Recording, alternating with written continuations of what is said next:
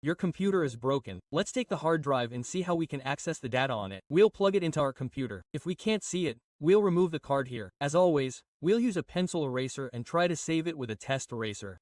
Let's see if it comes to that or if we can see it on our computer. Now, let's plug it in and see. If you have such a hard drive, you can search online. When you type SAT hard drive enclosure, you can connect it to your computer. First, we plug in our SATA cable. Then we plug in the power cable. It shouldn't move. Now, let's turn on our computer and take a look. Unfortunately, our hard drive isn't visible from here. These are my own hard drives. So, both our laptop itself and the hard drive are broken.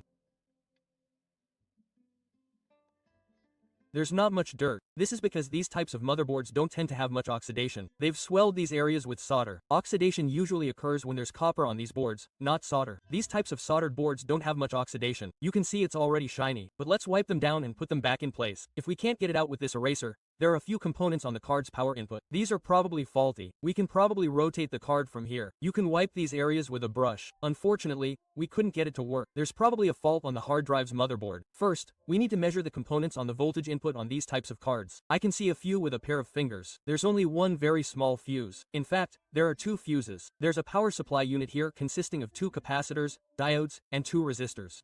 Our fuse is high. It should be beeping. When you look at it like this, it says F1. It's that fuse, folks. When you look at it, you'll see a 0.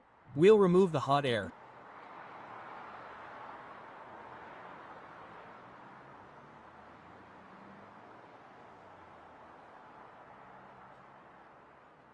You can clean this area using circuit cleaner.